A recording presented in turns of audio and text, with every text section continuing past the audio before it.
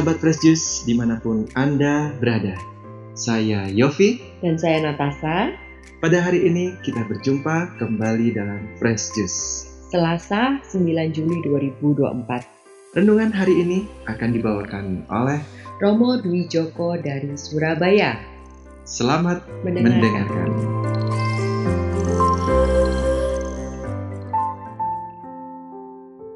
Para sahabat Fresh Juice yang terkasih, selamat pagi, selamat berjumpa kembali. Salam damai dalam kasih Tuhan.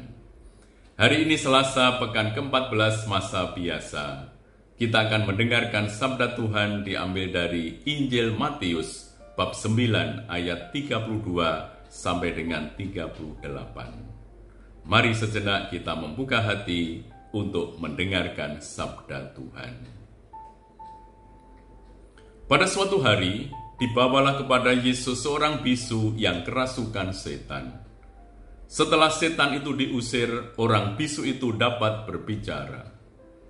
Maka heranlah orang banyak, katanya, hal semacam ini belum pernah dilihat orang di Israel. Tetapi orang Farisi berkata, dengan kuasa penghulu setan, ia mengusir setan. Demikianlah Yesus berkeliling ke semua kota dan desa.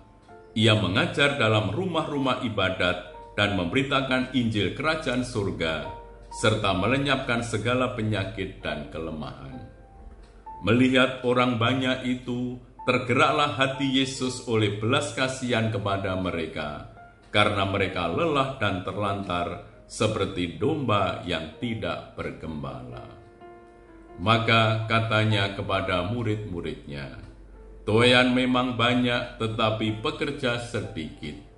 Karena itu mintalah kepada Tuhan yang mempunyai tuaian, supaya ia mengirimkan pekerja-pekerja untuk tuaian itu.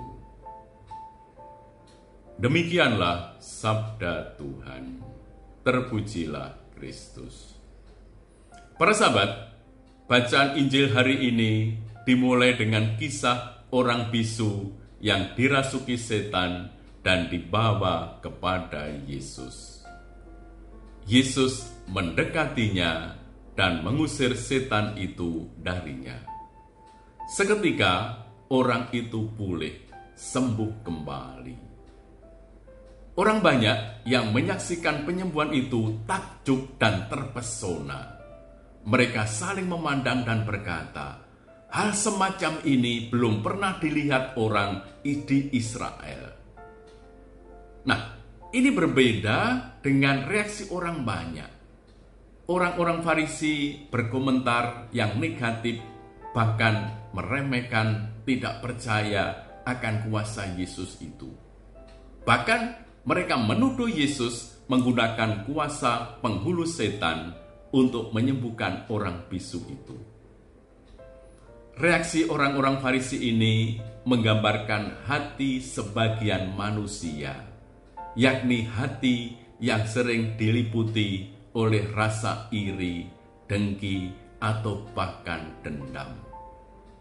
Hati seperti inilah yang seringkali mendorong orang untuk berbuat jahat terhadap orang lain. Hati demikian juga mendorong orang untuk menyebarkan berita-berita kebohongan. Meskipun ada kritik dan ketidakpercayaan dari orang-orang Yahudi, orang-orang Farisi, ini tidak menghalangi Yesus untuk meneruskan karya misinya. Yesus berkeliling ke berbagai tempat, ke kota dan desa-desa, berkhotbah di rumah-rumah ibadat mereka, memberitakan kabar sukacita kerajaan Allah, dan menyembuhkan setiap penyakit dan kelemahan. Yesus memiliki hati yang lembut dan penuh kasih. Dia peka terhadap setiap orang yang membutuhkan bantuannya. Selama berkarya di dunia ini, Yesus menjadi kontributor yang sungguh-sungguh menarik, menyampaikan pesan-pesan kerajaan Allah kepada banyak orang. Perkataan dan perbuatannya telah mengkomunikasikan rencana keselamatan Allah kepada umatnya. Kita bisa melihat bahwa bagi Yesus sumber kekuatan pelayanannya apa? Meskipun dia mengalami banyak pertentangan, banyak fitnah, kekuatannya adalah Allah sendiri, Bapanya, persatuan dengan Bapanya. Yang menjadi sumber motivasinya dalam melayani adalah semangat belas kasih. Maka dikatakan dalam Injil tadi, melihat orang banyak itu, tergeraklah hati Yesus oleh belas kasihan kepada mereka, karena mereka lelah dan terlantar seperti domba yang tidak bergembala. Sebenarnya memang di sana ada juga pemimpin-pemimpin seperti para imam tua-tua, orang-orang Farisi, namun mereka belum terbukti sebagai gembala-gembala yang baik. Alih-alih menjadi pemimpin yang merangkul umatnya, merangkul semua orang, mereka justru lebih menjaga kepentingan sendiri dan seringkali mengorbankan orang lain. Nah, para sahabat, Yesus juga mengundang kita semua, setiap pribadi, kita para muridnya, dan dengan cara kita masing-masing diundang untuk ambil bagian dalam karya penyelamatannya. Maka kata Yesus kepada murid-muridnya, "Tuaian memang banyak, tetapi pekerja sedikit. Karena itu mintalah kepada Tuhan yang mempunyai tuaian, supaya ia mengirimkan pekerja-pekerja untuk tuaian itu." Yesus Sang Gembala baik ingin bekerja sama dengan kita semua dalam menghadirkan kerajaan Allah di tengah dunia ini. Dengan seluruh talenta dan kemampuan yang kita miliki yang merupakan anugerah dari Tuhan, Yesus mengajak kita untuk menghantar domba-domba ke dalam kerajaan Allah yang penuh kasih dan damai.